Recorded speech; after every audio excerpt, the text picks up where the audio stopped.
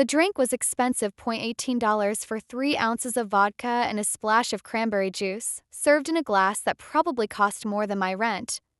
Club Elysium didn't cater to people like me. People who counted every dollar and debated whether to splurge on avocado toast, but Mira had insisted. One night, she'd said, waving VIP passes that her cousin had somehow acquired. One night of pretending we're the kind of people who belong in places like this.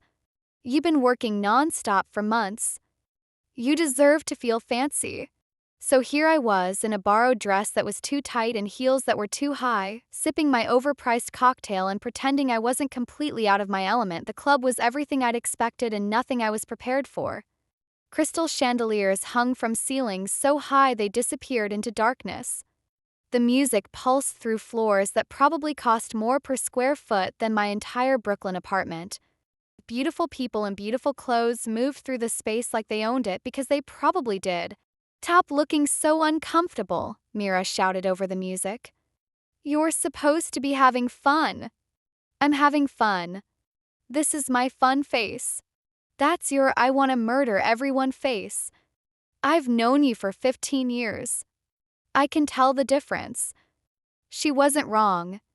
I'd been on edge all night, hyper-aware of the eyes that followed us, the whispers that seemed to trail in our wake. We didn't belong here. Everyone knew it. And the pretending was exhausting. I need another drink, I announced. That's the spirit. I made my way to the bar, weaving through bodies that smelled like money and entitlement. The bartender took one look at my borrowed dress and almost maxed out credit card and decided I could wait fine. I could wait till I was people watching, trying to guess which of the glamorous strangers were actually happy and which were just good at pretending, when a hand closed around my waist. Hey, beautiful. You look lost. I turned to find a man standing too close, his breath reeking of whiskey and arrogance. He was handsome in that generic, forgettable way. Blonde hair, blue eyes, the kind of face that appeared in stock photos for a successful businessman. I'm not lost. I'm waiting for a drink. Let me buy you one. His hand slid lower. And then maybe we can find somewhere quieter to talk. Can buy my own drinks. And I don't want to talk. Don't be like that. He pressed closer, his body trapping me against the bar. I've been watching you all night. You're different from the other girls here. Real.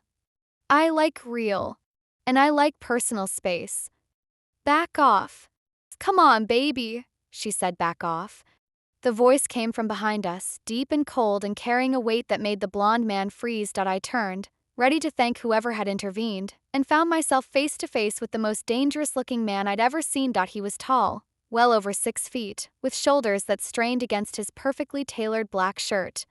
His hair was dark and wavy, pushed back from a face that belonged on ancient coins or wanted posters.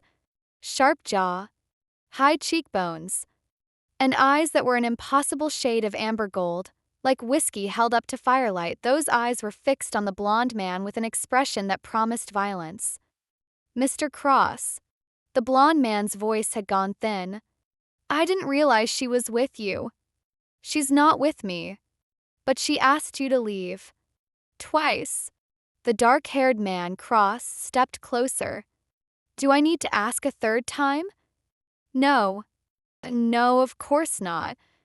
The blonde man practically fled, disappearing into the crowd like he'd seen a ghost. Maybe he had. I turned to my rescuer, prepared to offer thanks, and found those amber eyes now fixed on me. He was looking at me like I was a puzzle he wanted to solve. Like I was something interesting that had wandered into his territory. I didn't like being looked at like that. Thanks, I said shortly. But I had it handled. Did you? One dark eyebrow arched. It looked like you were about to be cornered. I was about to break his wrist. But sure, your way works too. Something flickered in his expression. Surprise, maybe. Or amusement. Feisty. I like that. I don't care what you like. I turned back to the bar, hoping he'd take the hint. He didn't. Let me buy you a drink. To apologize for Marcus's behavior. Marcus? The man who was bothering you. He works for an associate of mine. I'll make sure he learns better manners. There was something in the way he said it, learns better manners, that made my skin prickle. Like the lesson would involve more than a stern conversation. I don't need you to buy me drinks or teach anyone lessons. I finally caught the bartender's attention, ordered another vodka cranberry, and pulled out my card. I'm perfectly capable of taking care of myself. I can see that. He was still standing too close, his presence overwhelming in a way that had nothing to do with physical size. But that doesn't mean you have to, doesn't it?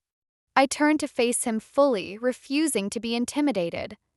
Look, I appreciate the rescue or whatever that was, but I don't know you. I don't want to know you. And I definitely don't want you buying me drinks with strings attached. What makes you think there are strings? There are always strings. Men like you don't help women like me out of the goodness of their hearts. Men like me? Rich. Powerful. Used to getting whatever you want. I gestured at the club around us. You own this place, don't you? Or at least part of it. What gave it away? The way everyone looks at you. The way that guy ran when you showed up. The way the bartender suddenly remembered I existed the second you appeared. I accepted my drink, taking a long sip. You're someone important. And important men always want something. He was quiet for a moment, studying me with those unsettling amber eyes. You're right, he said finally. I do want something. And there it is. I want to know your name. The request caught me off guard. I'd expected something crude, something transactional. A name seemed almost innocent by comparison. Why? Because you're the first person in months who's looked at me like I'm a problem to be solved rather than a prize to be won. His smile was slight but devastating. It's refreshing. Sienna, I heard myself say. Sienna Cole. Sienna. He tasted my name like it was something delicious. I'm Adrian. Just Adrian? For now. Before I could respond, a hand landed on Adrian's shoulder. The blonde man, Marcus, was back and he'd brought friends. 3 of them, all looking equally drunk and equally stupid. Hey, Cross. Marcus's voice was slurred but aggressive. I don't appreciate being embarrassed in front of my boys.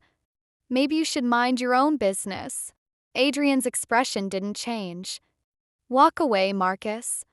While you can. Or what? You'll have your goons throw me out? Marcus stepped closer, posturing. I know people too, Cross. My family has connections. You're not as untouchable as you think. Everything happened very fast. Marcus reached for Adrian's collar.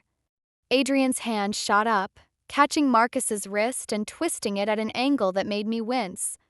Marcus screamed. His friends moved forward. Men in black suits materialized from nowhere, forming a wall between us and the threat, and through it all, Adrian's expression remained utterly calm. I warned you, he said quietly. I always warn people. They never listen. Let go. You're breaking my, not yet, but I can if you'd like. Adrian's voice was pleasant, conversational. Should I demonstrate? No. No, please, then apologize. To her. Adrian nodded toward me. For your behavior earlier. Marcus's eyes found mine, wide with pain and fear. I'm sorry. I'm sorry, okay? I shouldn't have touched you. Adrian released him. Marcus crumpled, cradling his wrist, while his friends dragged him away into the crowd. The whole thing had taken maybe 30 seconds. I stared at Adrian, my heart pounding, my drink clutched in suddenly trembling hands. You're crazy, I said. Probably. You could have broken his arm. I could have done much worse. He straightened his cuffs, completely unruffled. But that seemed excessive for a first offense. First offense? Everyone gets one warning. After that, he shrugged elegantly. Well, let's just say my patience has limits. I should have walked away. Should have found Mira and left this club and never looked back. Everything about this man screamed danger, the kind of danger that destroyed lives and left bodies in its wake. Instead, I threw my drink in his face, but I'm not sure why I did it. Maybe it was the casual violence. Maybe it was the way he talked about breaking bones like it was nothing. Maybe it was just years of men thinking they could control me, protect me, own me, finally boiling over into action. Whatever the reason, $18 worth of vodka and cranberry juice dripped down Adrian Cross's perfect face while the entire club fell silent. He didn't move. Didn't speak. Just stood there, liquid streaming down his jaw, staining his black shirt, while those amber eyes burned into mine. Then, slowly, he wiped his face with one hand and smiled. "That," he said softly, "is going to cost you." "Is that a threat?" "It's a promise." He stepped closer, close enough that I could smell the vodka mixing with his cologne. "No one has ever done that to me before. No one would dare." "Well, someone should have. You needed the reality check." "Did I?" His smile widened, showing teeth. "And what reality is that? That you're not a god. That you can't just hurt people because they annoy you. That being rich and powerful doesn't make you untouchable." Interesting theory. His hand rose and I flinched, expecting retaliation. Instead, he gently removed a piece of ice that had landed in my hair. "You have fire, Sienna Cole. I've built an empire on knowing what people are worth. And you?" His eyes swept over me with unsettling intensity. "You're worth more than you know. I'm not for sale. Everyone's for sale. The question is just what currency they accept." "Not me." "We'll see." He stepped back, his smile still in place. "Enjoy the rest of your evening. We'll meet again." "I'd rather not. I wasn't asking." He walked away, his men falling into formation around him, leaving me standing at the bar with an empty glass and a heart full of dread. Mira appeared seconds later, her face pale. "Sienna, do you know who that was?"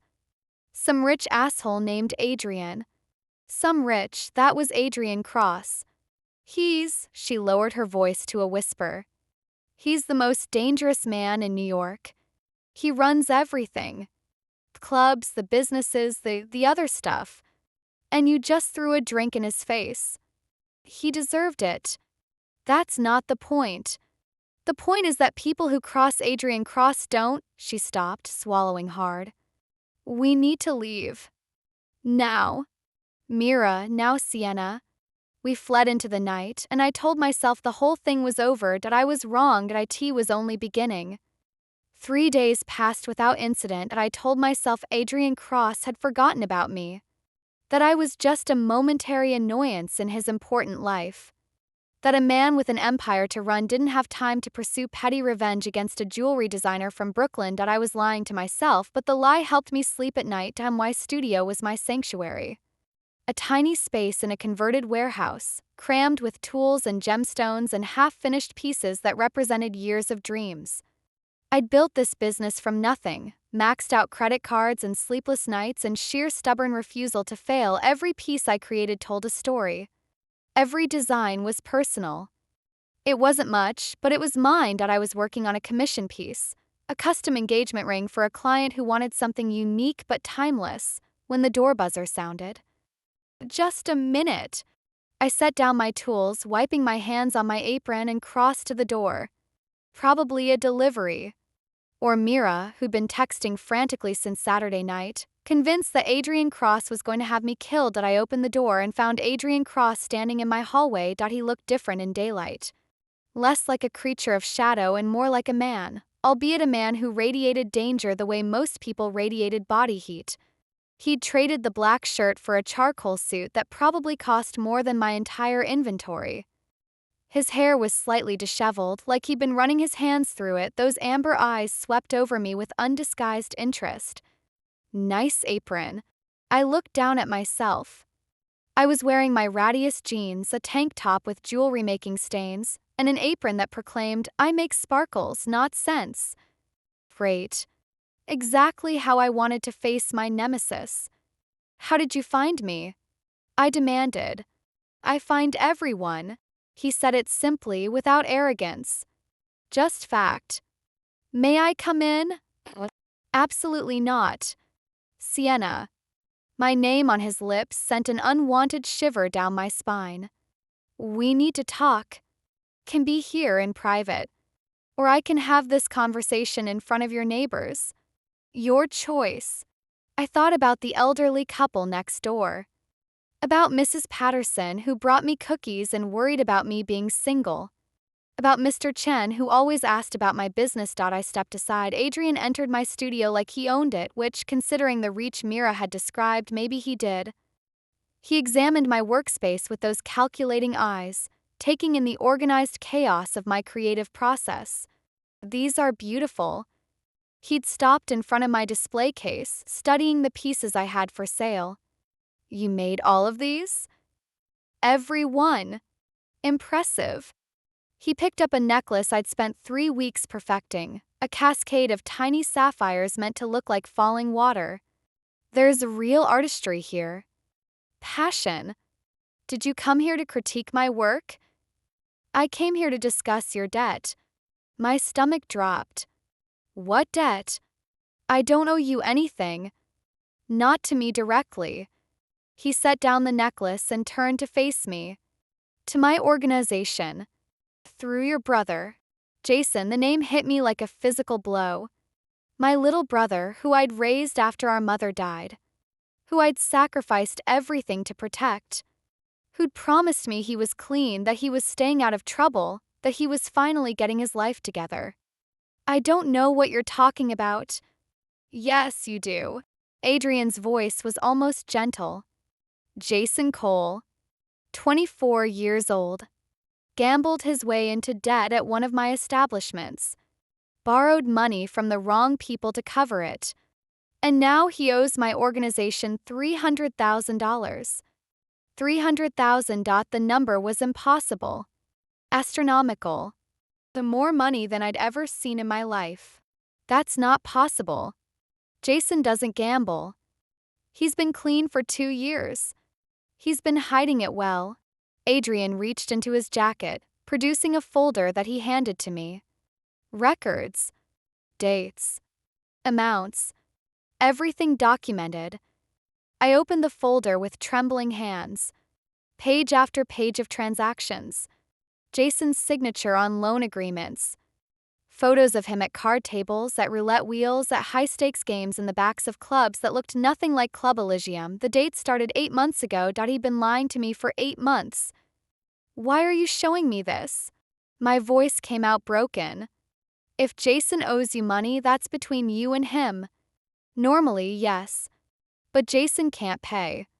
And I'm not in the habit of forgiving debts. Adrian's eyes held mine. However, I'm willing to make an exception. For you. For me. $300,000. Gone. Wiped clean. As if it never happened. In exchange for what? 1 month. Excuse me. Give me 1 month of your time. Let me take you to dinners, events, galas. Let me show you my world. His smile was slight but dangerous. At the end of the month, your brother's debt disappears. Completely. Unconditionally. I stared at him, trying to process what he was proposing. You want me to date you? For a month? I want your company. Your presence. Your fire. He stepped closer. That night at the club, you did something no one else has ever done. You challenged me. Defied me. Made me feel something other than boredom for the first time in years. So this is what? Entertainment? You're buying me because I'm interesting? I'm not buying you. I'm offering you a transaction. A fair exchange of value. His hand rose, hovering near my face but not touching. You give me 30 days. I give your brother his freedom. Everyone wins. Everyone except me. You'd be surprised. His voice dropped to something almost seductive. I can be very generous to people I like. I don't like you. Not yet. Not ever. We'll see. I stepped back, putting distance between us. My mind was racing, trying to find another option, another way out. What if I refuse? Then your brother's debt remains, and my organization will collect. One way or another. The threat was clear beneath the pleasant words. You'd heard him. I do what's necessary to maintain order. What that looks like depends entirely on you. Adrian's expression softened slightly. I'm not your enemy, Sienna. I'm offering you a lifeline. Take it. Why? Why go to all this trouble for some woman who threw a drink in your face? 'Cause no one has ever done that before. 'Cause you saw me, really saw me, and you weren't afraid. Because something about you makes me want to be. He paused, searching for the word. Better. Different. More than what I've become. That's not my responsibility. No, it's not. He moved toward the door. But it could be your opportunity. Think about it. You have 24 hours. And if I need more time, you don't have more time.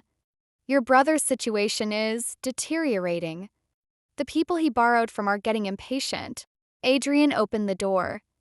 I'm the only thing standing between Jason and consequences you don't want to imagine. Remember that. He left, and I stood in my studio surrounded by beautiful things, feeling like I was about to be sick. I found Jason that evening. He was at his apartment, a cramped studio in Queens that I helped him pay for every month. He looked like hell, dark circles under his eyes, 3 days of stubble, the jittery energy of someone who hadn't slept properly in weeks. Sienna, what are you doing here? Adrian Cross came to see me today. All the color drained from his face. I can explain. $300,000, Jason. 300,000. I pushed past him into the apartment. You told me you were clean. You promised me. You looked me in the eye and swore you'd stop gambling. I was clean. I was for almost a year. But then, he ran his hands through his hair. Things got hard. I lost my job. I thought if I could just win enough to cover rent just once. I laughed, the sound bitter. It's never just once. It's never enough. That's how gambling works. I know, okay? I screwed up. I screwed up so bad. His eyes were wet. But I was going to fix it. I had a plan. What plan? Win your way out of a hole that keeps getting deeper. I grabbed his shoulders, forcing him to look at me. These people will kill you, Jason. Do you understand that? This isn't a video game. This isn't something you can reset. I know. That's why I've been trying to. He stopped, swallowing hard. Wait. Why did Adrian Cross come to see you? What does he want? I released him, stepping back. He offered to clear your debt.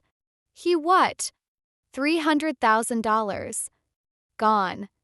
In exchange for 1 month of my time. Jason's expression shifted from hope to horror.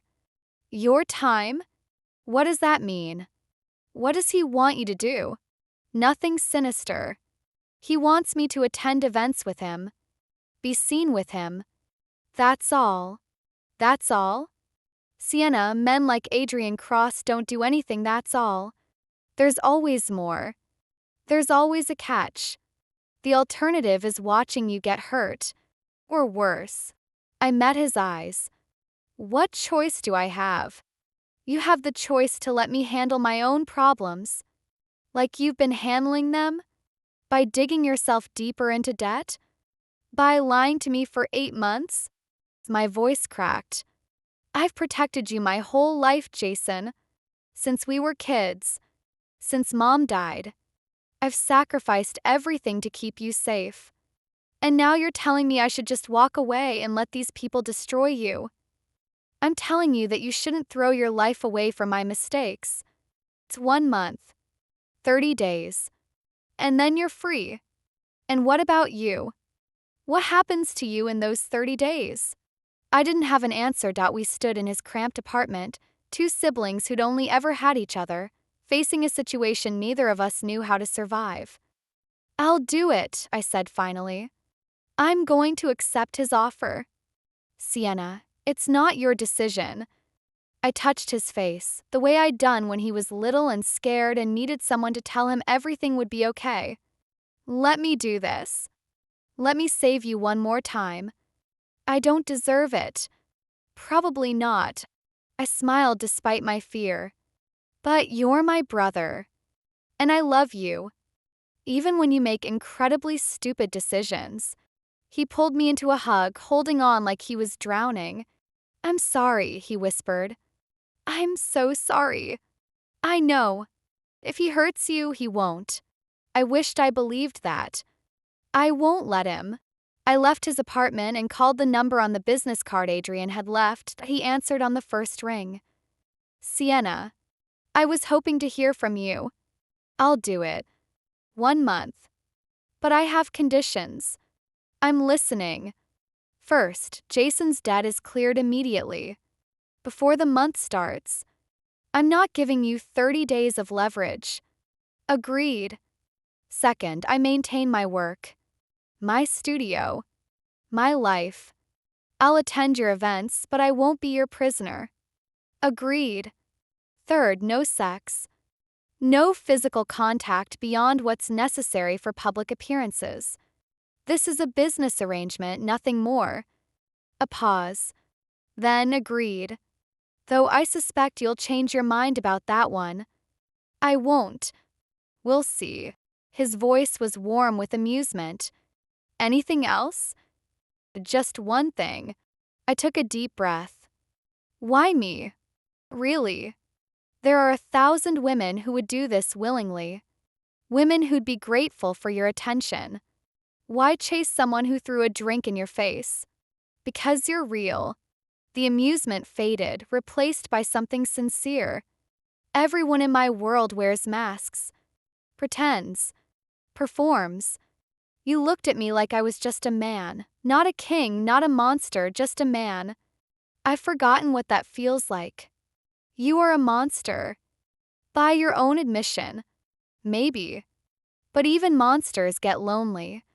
Another pause. "I'll send a car tomorrow at 7. Wear something beautiful. We're going to the opera." "I hate opera." "I know. That's why we're going." His smile was audible. "Good night, Sienna. Sweet dreams." He hung up, and I stood on the street outside my brother's apartment, wondering what the hell I'd just agreed to. The dress arrived at 4 p.m. I hadn't asked for a dress. Hadn't wanted one. But there it was, delivered by a man in a suit who looked like he'd never smiled in his life, hanging in a garment bag that probably cost more than everything in my closet combined. Inside was midnight blue silk. Floor length. Backless. The kind of dress that whispered money and screamed danger. There was a note attached. "You said you'd wear something beautiful. I wanted to ensure you had options." AI wanted to send it back. Wanted to wear my own clothes, make my own statement, prove that Adrian Cross couldn't buy me with silk and designer labels, but the dress was stunning. And my closet contained nothing appropriate for the opera. Damn him, that I was still debating when Mira showed up, armed with champagne and determination. "I'm doing your makeup," she announced. No arguments. "I can do my own makeup." "You can. But tonight you need to look like a woman who belongs on Adrian Cross's arm. And that requires professional intervention." She examined the dress with wide eyes. "Holy shit, Sienna. Is that Valentino?" "I didn't ask for it." "Of course you didn't. Men like him don't ask. They provide." She pulled me toward my tiny bathroom. "Now sit. We have 3 hours to make you unforgettable." 3 hours later, I barely recognized myself. Mira had worked magic. My curls were tamed into an elegant updo. My eyes were smoky and dramatic. The dress fit like it had been made for me, which, knowing Adrian's resources, it probably had been. I looked like I belonged in his world. I felt like an imposter. "You're going to be fine," Mira said, reading my expression. "It's just one night."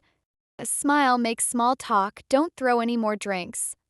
I make no promises about the drinks. At least try to wait until after the first act. She hugged me carefully, avoiding the dress. Call me if you need anything. I'll have my phone on all night. Thanks, Mir. That's what best friends are for. Keeping each other alive when we make catastrophically bad decisions. Car arrived at exactly 7:00. Was black, sleek, and absurdly expensive. The driver held the door without speaking, and I slid into leather seats that probably cost more than my jewelry inventory. Adrian was already inside. He wore a tuxedo like it was armor, perfectly tailored, entirely black, emphasizing his broad shoulders and narrow waist. His dark hair was swept back from that devastating face.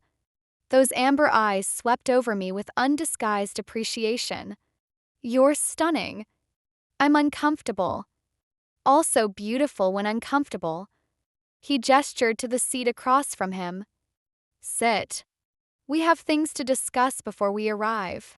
I sat, keeping as much distance between us as the car allowed. What things? Rules. Expectations. The story we're telling. He poured 2 glasses of champagne, handing me one.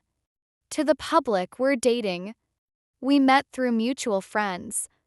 We've been seeing each other quietly for a few weeks and decided to make it official tonight. And if anyone asks more specific questions, you'll defer to me. I'll handle the details. His eyes met mine. The people we'll meet tonight are dangerous in their own ways. Politicians, executives, old money families who've held power for generations. They'll try to learn things about you, probe for weaknesses, inconsistencies. Don't give them anything. I know how to handle myself. I'm sure you do. But this isn't the Bronx. The attacks here are subtler, deadlier. He leaned forward. Stay close to me. Let me guide you. And whatever happens, don't lose your temper. Like I did at the club. Exactly like that. Although, a ghost of a smile crossed his face. I admit the temper was part of the appeal. I'm not here to appeal to you. And yet you do. His eyes dropped to the neckline of my dress. Very much. Eyes up here, Cross. He laughed, the sound surprisingly warm. You're going to be trouble tonight. I can tell. You asked for this. I did. And I'm already enjoying myself. The opera house was magnificent crystal chandeliers, gilded ceilings, a red carpet leading to doors that opened onto a world I'd only ever seen in movies. Photographers lined the entrance, their cameras flashing as limousines deposited beautiful people in beautiful clothes. Ready? Adrian asked. No. Perfect. He took my hand. Neither am I. We stepped onto the red carpet and the cameras exploded. Adrian. Over here. Mr. Cross. Who's your date? This way. Give us a smile. I froze, overwhelmed by the lights and the noise and the sheer spectacle of it all. But Adrian's hand was steady on my back, guiding me forward, positioning us for photos with practiced ease. Smile, he murmured. You're supposed to be enjoying this. I'm supposed to be home making jewelry. You can make jewelry tomorrow. Tonight, you're making an entrance. His lips brushed my ear. And what an entrance it is. We moved through the gauntlet of cameras and into the opera house, where the chaos gave way to controlled elegance. Waiters circulated with champagne. Clusters of important people made important small talk. Everyone seemed to know Adrian, nodding in respect or fear or both. Adrian! A woman detached from a nearby group, gliding toward us in a dress that probably cost more than my apartment. She was beautiful in that preserved way, mid-50s but trying hard for 35. I didn't expect to see you tonight. And with company. Victoria. Adrian's voice was pleasant but cool. Allow me to introduce Sienna Cole. Sienna Victoria Ashworth. She runs the largest charitable foundation in Manhattan. Among other things, Victoria's eyes swept over me with barely concealed disdain. Cole. I don't recognize the name. What family are you from? The Bronx Coles. We're famous for survival and stubbornness. I met her gaze without flinching. Not as prestigious as Manhattan Charity, but we manage. Something flickered in Victoria's expression. Surprise, maybe. Or reassessment. She's charming, Victoria said to Adrian, as if I wasn't standing right there. Very fresh. She's also standing right here, I said. And capable of hearing you. Indeed. Victoria's smile was sharp. Well, enjoy the opera. We must do lunch sometime, Adrian. Discuss the foundation gala. She swept away, leaving a chill in her wake. You handled that well, Adrian observed. She's a snob. She's dangerous. Her family has connections to every major power player in the city. And she doesn't like being challenged. Then she shouldn't challenge me first. I'm beginning to see that. He guided me toward our seats, a private box overlooking the stage. Tonight will be full of people like Victoria. Testing you. Probing. Trying to figure out if you're worthy of standing beside me. And if they decide I'm not, then they'll try to destroy you. His voice was matter-of-fact. Welcome to my world. The opera was beautiful that I hadn't expected to like it. Had braced myself for 3 hours of screeching in Italian while I tried not to fall asleep.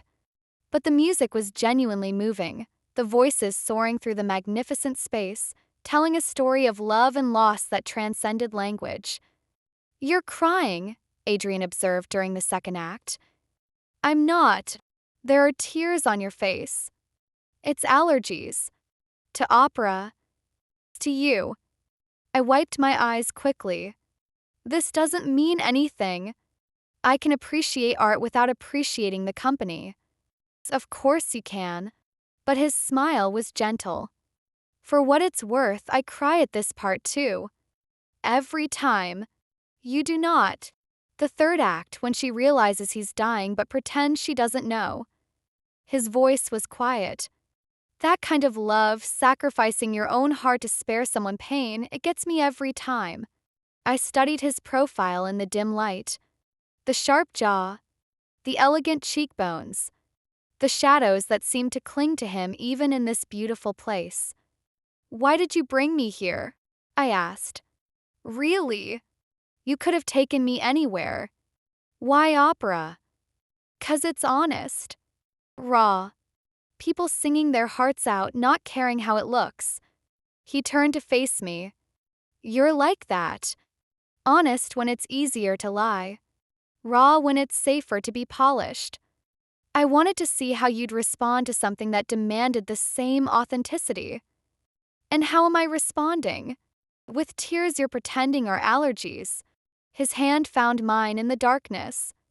I was right about you, Sienna Cole. You're exactly what I thought you were. What's that? Extraordinary. I should have pulled away. Should have reminded him this was a business arrangement, nothing more. But his hand was warm, and the music was beautiful, and for just a moment I let myself pretend that this was real, that I was here by choice, that the man beside me was something other than dangerous. The opera ended to thunderous applause. We rose, and Adrian guided me out of our box, down corridors filled with beautiful people offering congratulations I didn't understand. They're welcoming you, he explained. Accepting you into their circle. Because I sat through an opera. Because you sat beside me. That's more than most people are willing to risk. Why? What happens to people who sit beside you? He was quiet for a moment. Nothing good, historically. That's reassuring. I'm not trying to reassure you. I'm trying to prepare you. He stopped, turning to face me. This world will try to break you, Sienna. People in it. The expectations. Constant performance. If you're going to survive it, you need to be stronger than I already think you are. I survived the Bronx. I survived raising my brother alone. I survived building a business from nothing. I met his eyes. I think I can survive 30 days in a pretty dress. Maybe. His hand rose, brushing a curl that had escaped my updo. But surviving and thriving are different things. I'd prefer you thrive. Why do you care? I'm still figuring that out. His eyes searched mine. You're supposed to be a transaction. A month of your time for your brother's freedom. Simple. Clean. Uncomplicated. And you're becoming something else entirely. His voice dropped. Something I didn't expect. What? Important.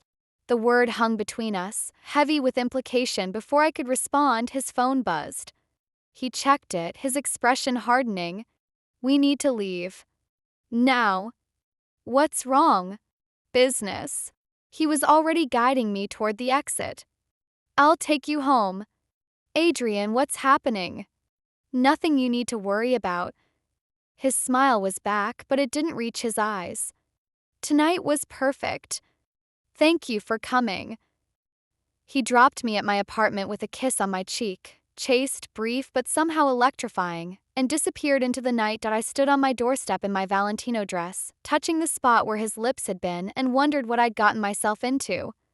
A week passed. 7 days of events and dinners and galas that blurred together into a whirlwind of silk and champagne, and Adrian's hand warm against my back. 7 nights of returning to my apartment exhausted, confused, and increasingly unsure of what I was feeling. The deal was simple. Be seen with him. Smile for cameras. Play the part, but nothing about Adrian Cross was simple. That he sent flowers every morning. Not generic bouquets, carefully curated arrangements that matched pieces in my jewelry collection, as if he'd been studying my work. He texted throughout the day, not demands or reminders, but observations. Jokes.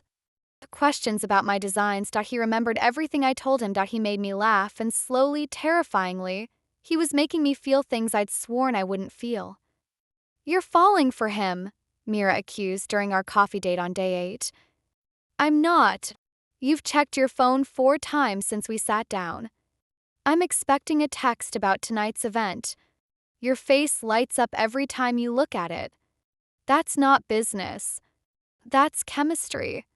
There's no chemistry. There's an arrangement. Keep telling yourself that. Mira stirred her latte. What's tonight's event? Dinner at his father's house. I'm meeting the family. Myra's spoon clattered against her cup. The family? Sienna, that's huge. It's just dinner. It's meeting the father of one of the most powerful men in New York.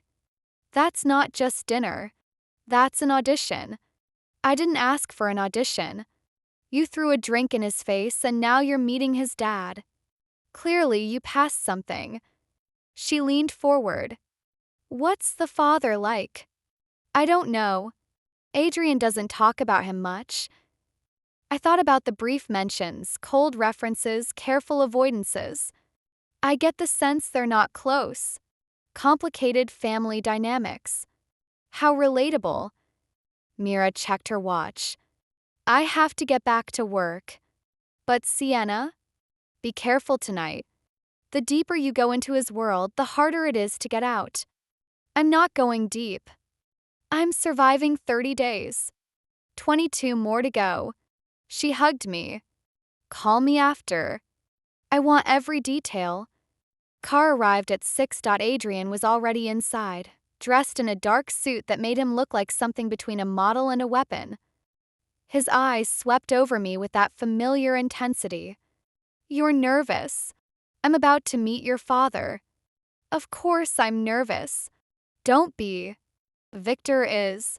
He paused, searching for words. He's difficult. But he'll like you. How do you know? Because you're nothing like the women he's been trying to push on me for years. A ghost of a smile. That alone will intrigue him. That's not comforting.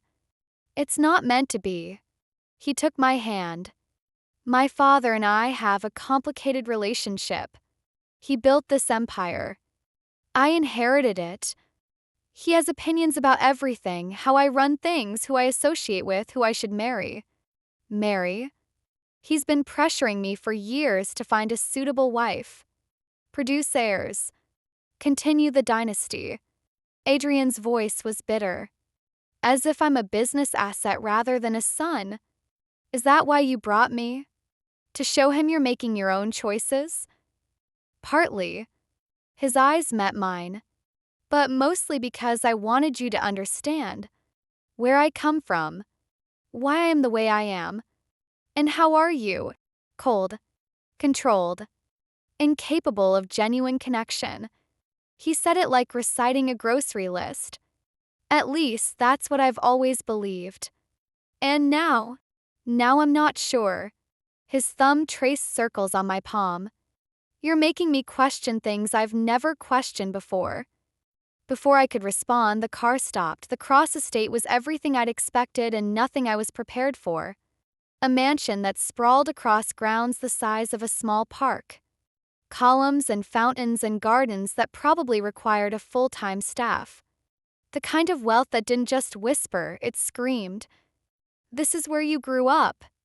This is where I was raised. There's a difference. Adrian helped me from the car. Growing up implies warmth, safety. This place was more like a training facility. For what? For becoming exactly what my father wanted me to be. His jaw tightened. Come. Let's get this over with. Victor Cross met us in a study lined with books I suspected he'd never read. He was an older version of Adrian. Same sharp features, same commanding presence, but where Adrian had warmth hidden beneath his ice, Victor seemed frozen all the way through. His eyes swept over me with assessment that felt like being measured for a coffin. So, his voice was gravel and authority. This is the woman who threw a drink in my son's face. Father, I'm not addressing you, Adrian. I'm addressing her. Victor moved closer, circling me like a predator evaluating prey. You have fire. That's rare in the women Adrian usually brings home. I wasn't aware there were other women. There weren't. That's my point. Victor stopped in front of me. My son has been alone for 33 years because no one has ever been strong enough to stand beside him. Now he brings me a jewelry designer from the Bronx who apparently thinks it's acceptable to assault him in public. It was one drink. And he deserved it. Victor's eyebrows rose. Did he? He intervened when I didn't ask him to. Threatened someone in front of me. Acted like he owned the space around me just because he could. I held Victor's gaze without flinching. Where I come from, that kind of behavior gets checked. Silence. Long, heavy, then Victor laughed. Tea was a rusty sound, like something that hadn't been used in years.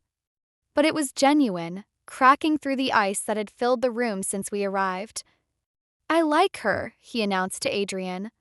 She's nothing like the simpering socialites you usually tolerate. She's nothing like anyone, Adrian said quietly. Clearly. Victor gestured toward a sitting area. Sit. Both of you. We have things to discuss.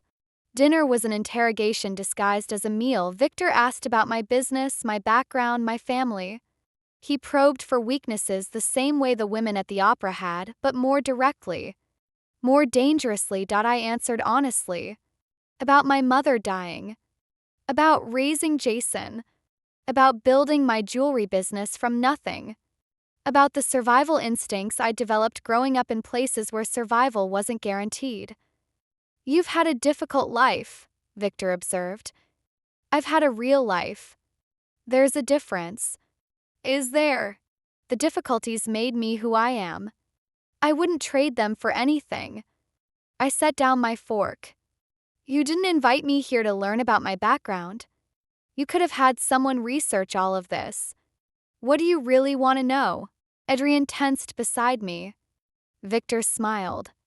Direct. I appreciate that. He leaned back in his chair. I want to know what you want from my son. Nothing. Everyone wants something. I want my brother's debt cleared. That's already arranged. I met Victor's eyes. Beyond that, I want to survive the next 3 weeks and go back to my normal life. You expect me to believe that? That you have no designs on Adrian's money? His power? His name? I don't expect you to believe anything. But it's the truth. I stood, suddenly unable to sit still. I didn't ask for this arrangement. I didn't want it. I threw a drink in your son's face because I wanted him to leave me alone. The fact that I'm here at all is because he wouldn't take no for an answer. Because you fascinated him. Because he's not used to being challenged. That's not the same thing. Victor was quiet for a long moment. Then he turned to Adrian. She's remarkable. You know that. I know. Adrian's voice was soft. And you're already in love with her. I froze. Adrian's face went carefully blank. That's premature. It's accurate. I've known you for 33 years. I've never seen you look at anyone the way you look at her. Victor's voice held something I hadn't expected, approval. Don't ruin this, Adrian. Whatever you have to do to keep her, do it. It's not that simple. It's exactly that simple. Victor rose, signaling the end of dinner. Love is rare in our world. When you find it, you fight for it. No matter the cost. He left us alone in the dining room, surrounded by the remnants of a meal I hadn't tasted and words I couldn't process. He's wrong, I said finally. About what? About you being in love with me. Adrian was quiet. When I turned to look at him, his expression was unreadable. Is he? We've known each other for 9 days. That's not love. That's infatuation. Chemistry. Something biological and temporary. Maybe. He moved closer. Or maybe love doesn't follow timelines. Maybe it just happens whether we're ready or not. Adrian, I'm not asking for anything. I'm not demanding reciprocation. I'm just... He stopped in front of me, close enough that I could feel his warmth. I'm just telling you that my father sees things. Things other people miss. And if he says I'm in love with you, then what? Then maybe I should stop pretending I'm not. His hand found my face, thumb tracing my cheekbone with devastating gentleness. I know this isn't real for you, he said quietly. I know you're here because of Jason. Because of the deal. I'm not foolish enough to believe you've suddenly developed feelings for the man who essentially blackmailed you into this arrangement. Then what are you saying? I'm saying that these 9 days have been the happiest of my life. I'm saying that when I wake up, the first thing I think about is seeing you. I'm saying that for the first time in 33 years, I understand why people fight for love instead of just accepting loneliness as inevitable. Tears burned my eyes. I blinked them back. Adrian, I can't. You don't have to do anything. Say anything. Feel anything. He kissed my forehead, the touch featherlight. Just know that whatever this is, it's real for me. And if that makes me a fool, then I'm happy to be one. He stepped back, composing himself. I should take you home. It's late. Adrian, please. His voice was rough. Let me have this. Let me pretend just for tonight that maybe someday you could feel even a fraction of what I feel. I should have told him the truth. That somewhere between the opera and the flowers and the way he looked at me like I was extraordinary, I'd started feeling things too.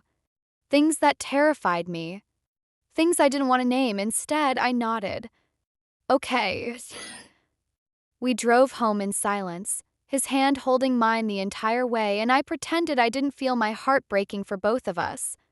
2 weeks into the arrangement, I stopped pretending a tea happened on a Tuesday afternoon in my studio, surrounded by gemstones and tools and half-finished pieces.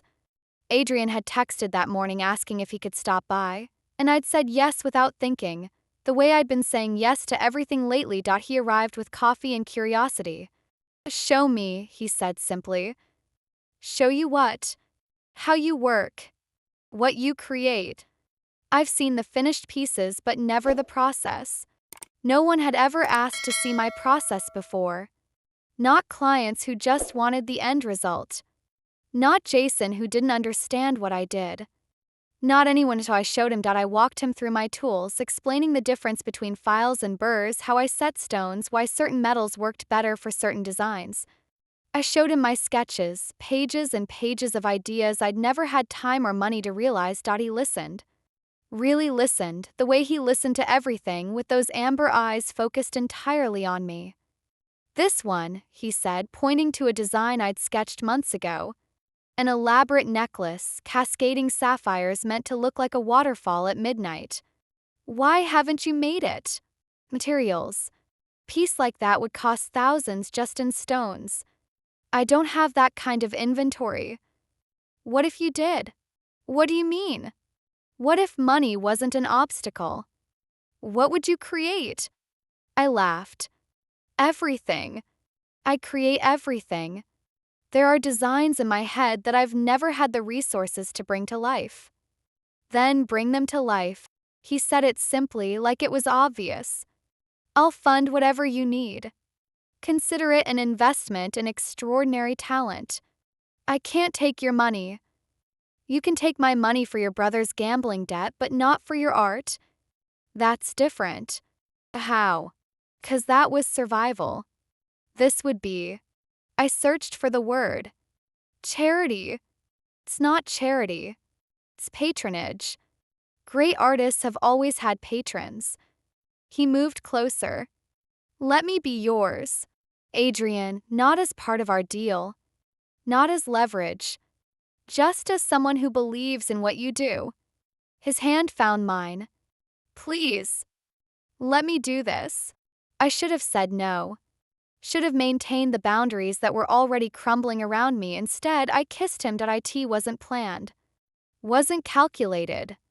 One moment I was looking at him, at this man who saw me in ways no one ever had, and the next my lips were on his. He froze for half a second. Then his arms were around me, pulling me close, kissing me back with a desperation that stole my breath. Sienna. My name was a prayer against my lips. Are you sure? No. I'm terrified. Then we should stop. I don't want to stop. I pulled back to look at him. I've been trying so hard to keep this professional. To remember that you're dangerous and this is temporary and I shouldn't feel anything. And I feel everything. Tears burned my eyes. I feel everything, Adrian. When you text me, my heart races. When you touch me, I forget how to breathe. When you look at me like I'm extraordinary, you are extraordinary. I'm a jewelry designer from the Bronx who threw a drink in your face. You're the woman who changed everything. His hands cupped my face. I meant what I said at my father's house. I'm in love with you, Sienna Cole. Not because of the arrangement or the challenge or any of the reasons I should be. Just because you're you. I'm scared. So am I. Kissed me again, soft and sweet. But I'm more scared of losing you than of being scared. We didn't leave the studio for hours. Everything changed after that. The arrangement stopped being an arrangement. Performances stopped being performances. When Adrian held my hand at events, it wasn't for cameras.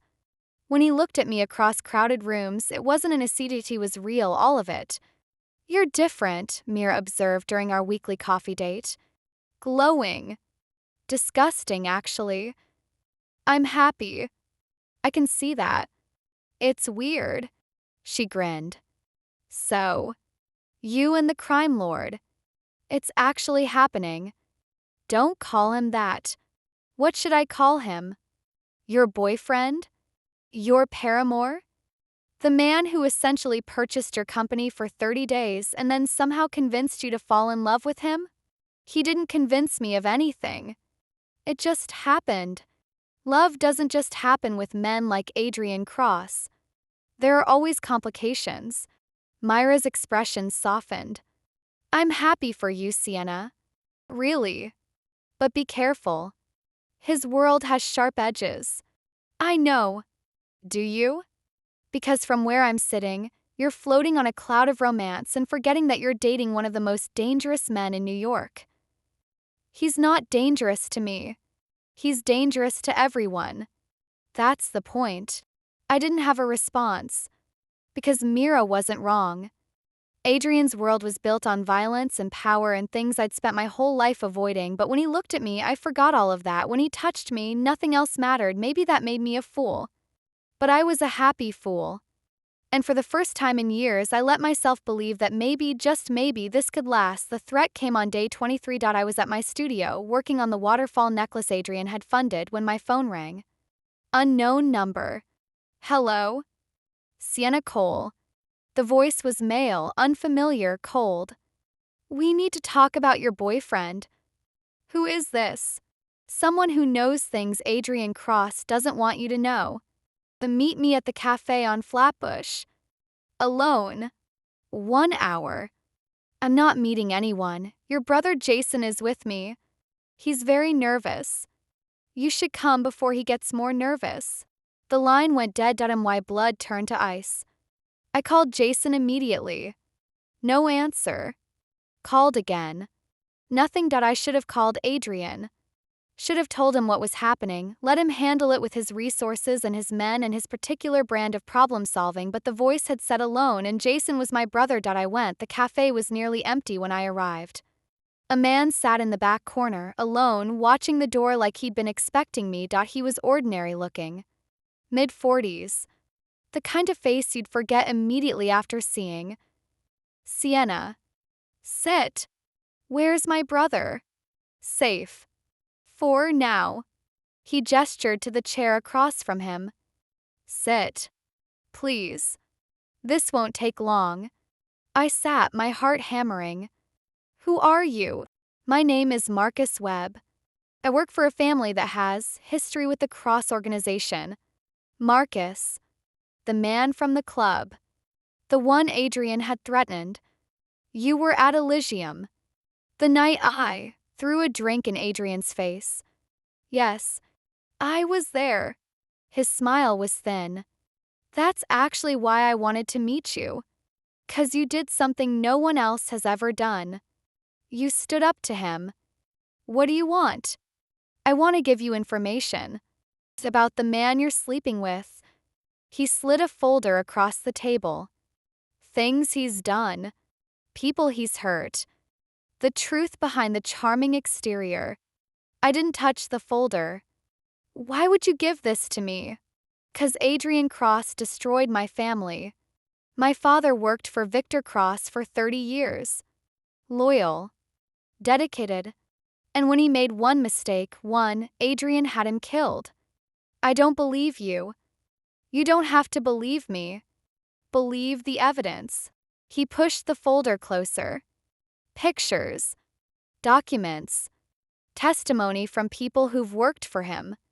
Adrian Cross isn't the romantic hero you think he is. He's a monster wearing a beautiful mask. And what do you want in return for this information?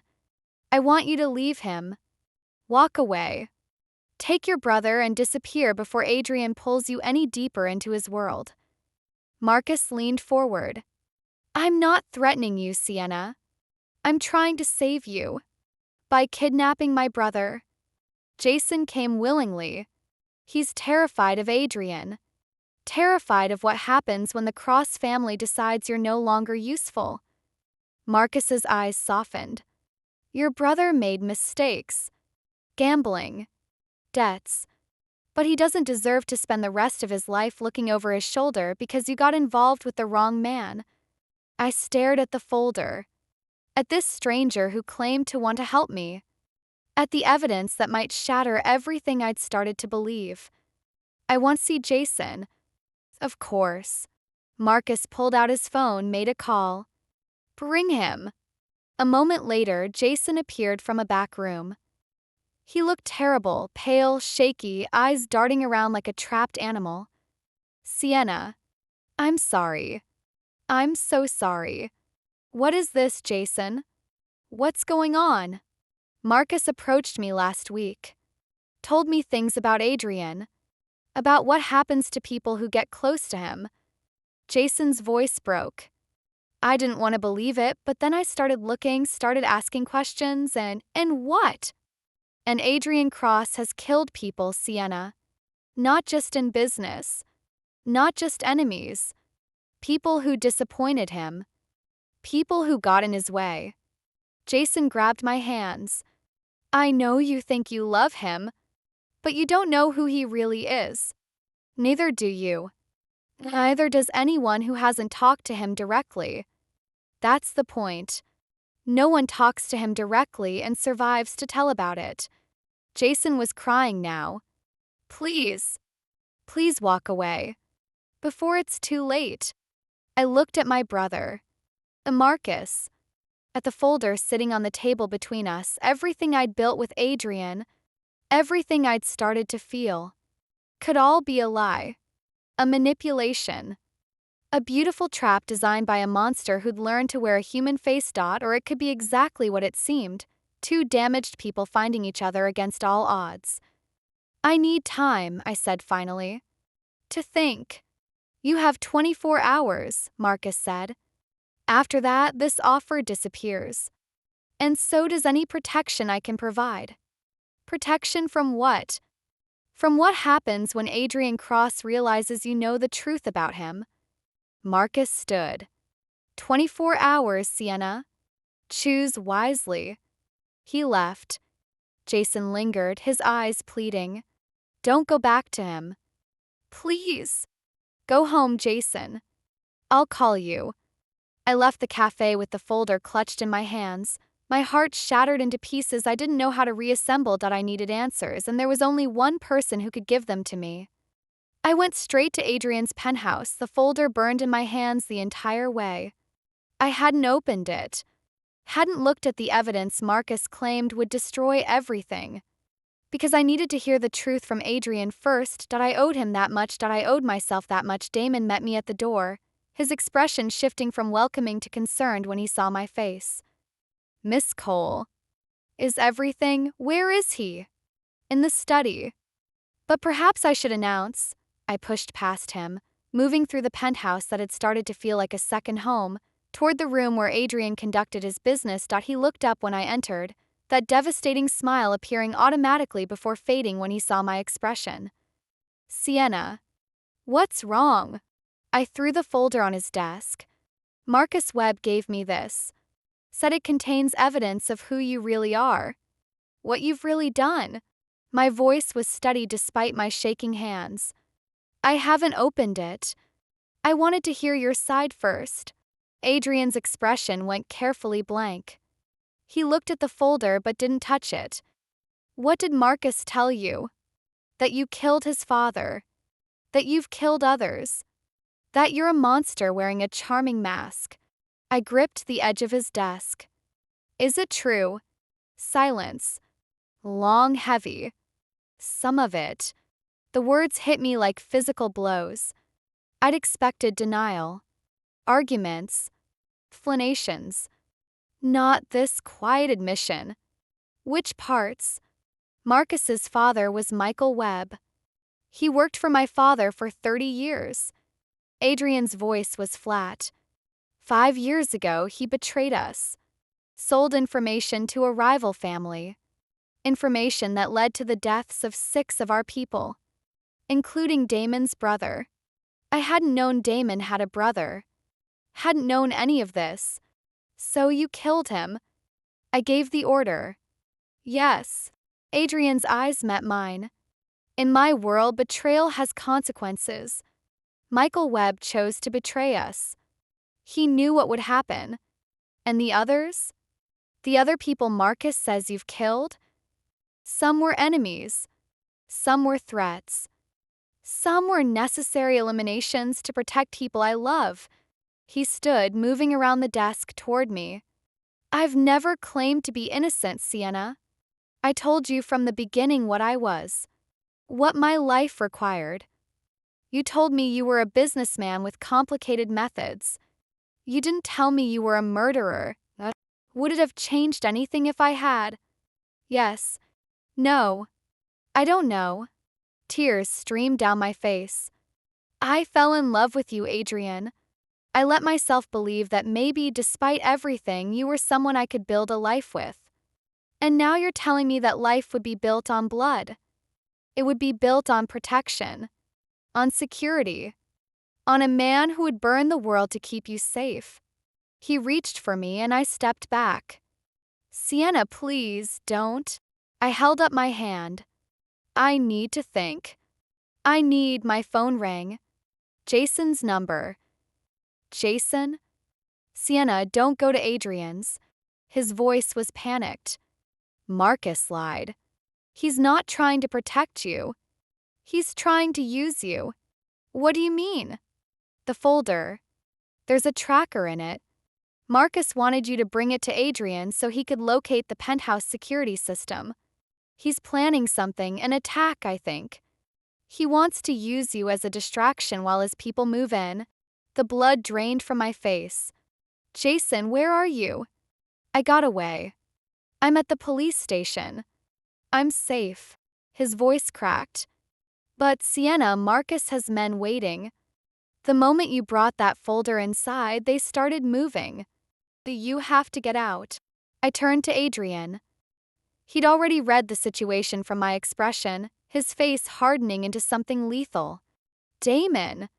His voice echoed through the penthouse. Security breach. Lockdown everything. Chaos erupted, alarms screamed. Guards materialized from everywhere, weapons drawn, moving with military precision. Adrian grabbed my arm, pulling me toward a door I'd never noticed. There's a safe room. Reinforced steel. You'll wait there until this is over. I'm not hiding while you're not arguing with me right now.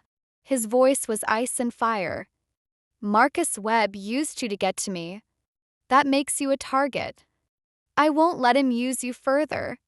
Adrian, I love you. He stopped, gripping my face in his hands. I know you're scared. I know you're confused. I know everything you learned tonight has shattered what you thought we were. But I need you to trust me for the next hour.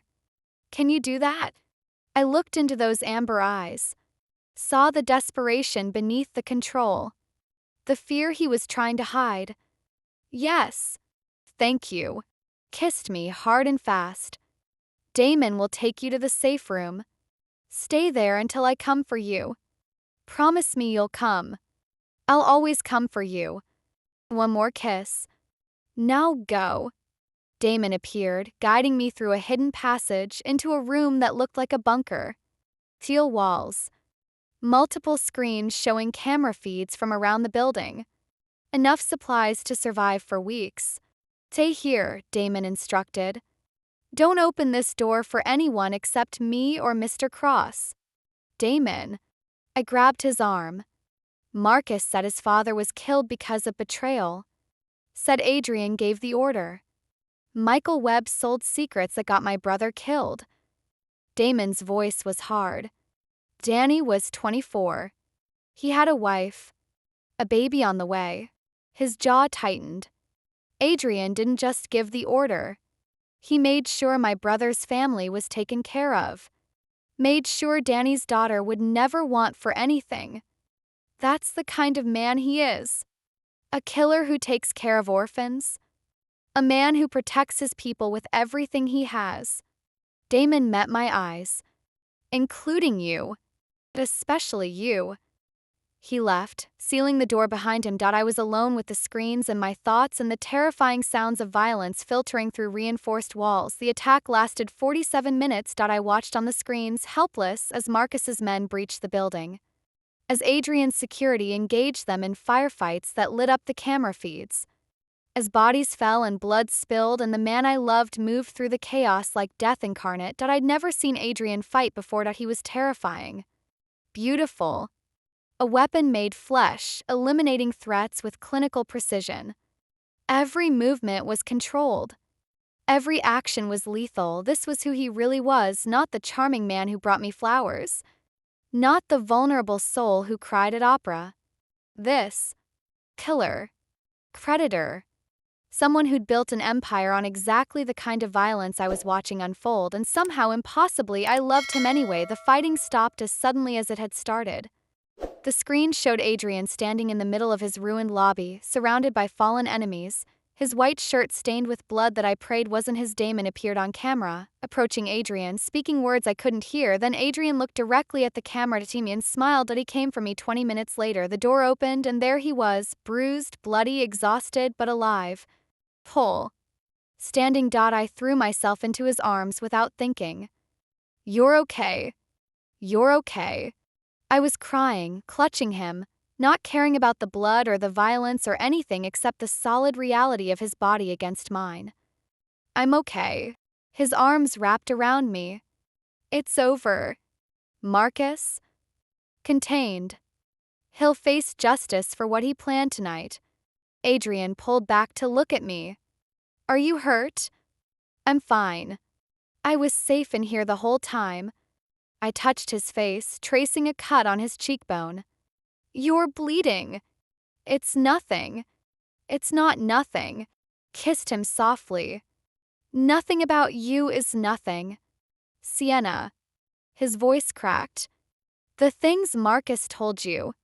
The things in that folder. They're all true. I've done terrible things. I'll probably do more terrible things. That's who I am. What I am. I know. And you're still here. I'm still here. I pressed my forehead to his. I spent 47 minutes watching you on those screens. Watching you fight. Watching you kill. Seeing exactly what you're capable of. And I realized something. The same man who can do all of that is the same man who sends me flowers. Who cries at opera. Who looks at me like I'm the most precious thing in the world. I cupped his face. You contain multitudes, Adrian Cross. Some of them are terrible. Some of them are beautiful. All of them are you. That's not an answer. It is, actually. I kissed him properly, tasting blood and sweat and relief. I love you. All of you. The monster and the man. Killer and the romantic. Everything. You're insane. Probably. I smiled through tears. But you're stuck with me anyway. His laugh was broken and beautiful. He kissed me again, holding me like I might disappear. I don't deserve you. Maybe not. But you have me. I pulled back. Now. Take me home, clean up your wounds, and then we're going to figure out what our life looks like going forward. Our life. You didn't think I was leaving after all this drama, did you? We've had attacks, betrayals, revelations, violence. I gestured at the chaos around us. This is basically a relationship trial by fire. If we survive this, we can survive anything. That's actually a valid point. I'm very smart. You should have noticed by now. I noticed. I just enjoy hearing you say it. He took my hand. Come. Let's go home. 6 months later, I stood in my studio, putting the finishing touches on the most important piece I'd ever created, not for a client. Not for a show, for Adrian. A ring. Simple platinum band with a single black diamond surrounded by tiny amber stones that matched his eyes. I'd been working on it for weeks, in secret, waiting for the right moment. Tonight was the right moment. We'd survived everything Marcus had thrown at us. Survived the trial where he was sentenced for conspiracy and attempted assault. Survived the media attention and the social scrutiny and the 1,000 ways his world tried to break us. We'd moved in together. Merged our lives. I'd kept my studio, kept my independence, but woven my existence into his until I couldn't imagine being apart. His father had died 2 months ago. A heart attack, sudden and unexpected. Adrian had inherited everything, the business, the empire, the burden of leading a family that operated in shadows. He'd also inherited the choice to change, and slowly, painfully, he was making that choice. You're working late. Adrian appeared in the doorway, looking tired but happy. He'd been in meetings all day, continuing the long process of transitioning his family's operations toward legitimacy. I was waiting for you. I hid the ring behind my back. Come here. He crossed to me, wrapping his arms around my waist. What are you hiding? A surprise. I like surprises. I know. I pulled out the ring, holding it between us. I made this for you. He went very still. Sienna, you asked me once what I would create if money wasn't an obstacle. I said everything. I met his eyes. But that wasn't true. Truth is, I would create this. A symbol of everything we've survived. Everything we've built. Everything we're going to become. Are you proposing to me? Is that allowed? Typically the man hasn't had a drink thrown in his face and responded by falling in love. I smiled. We've never been typical, Adrian. Why start now? He was quiet for a long moment, staring at the ring. At me. At the future I was offering. Yes. Yes, what? Yes, I'll marry you. He laughed, the sound joyful and disbelieving. God, yes. 1,000 times yes. I slid the ring onto his finger, a perfect fit because I'd measured while he slept, and kissed him until we were both breathless. I love you, he murmured against my lips. I love you too. Even when you're infuriating. I'm never infuriating. You're always infuriating. That's part of your charm. He kissed me again, and I let myself sink into the feeling, into the certainty, into the future that had seemed impossible 8 months ago when I'd thrown a drink in a stranger's face. You know, Adrian said, pulling back with a thoughtful expression, you never did pay for that drink. Which drink? The one you threw in my face. I said it would cost you. And it did. He smiled, that devastating smile that still made my heart skip. It cost you your freedom, your independence, your entire life as you knew it. Was it worth it? He looked at me, really looked at me, with eyes that held everything he couldn't say. The love, the gratitude, the wonder that someone like me had chosen someone like him. Every drop, he whispered, and for once I didn't argue. The wedding was held at the Cross Estate. 1 year after that fateful night at Club Elysium, Jason walked me down the aisle, sober and steady, finally becoming the man I'd always known he could be. Mira stood as my maid of honor, threatening Adrian with creative destruction if he ever hurt me. Victor's absence was felt but not mourned. Adrian waited at the altar in a black suit, tears streaming down his face, making no effort to hide them. You're crying, I whispered when I reached him. You're beautiful. That's not an explanation. It's the only one I have. He took my hands. You changed everything, Sienna. You saw me at my worst and loved me anyway. You challenged me, infuriated me, saved me from myself. I was a monster before you. And somehow, impossibly, you made me human. You were always human. You just needed someone to remind you. Then thank you for reminding me. Every day. For the rest of our lives. The ceremony was simple. Vows spoken with trembling voices. Rings exchanged with steady hands. A kiss that went on slightly too long for polite company. That we were married against all odds. Against all reason. Against everything that said we shouldn't work. We worked. Thank you so much for joining me for this story. If you enjoyed, she threw a drink in his face at the club. Please don't forget to hit that like button and subscribe to the channel for more thrilling stories. Your comments mean the world to me. Let me know what you thought and what kind of stories you'd like to see next.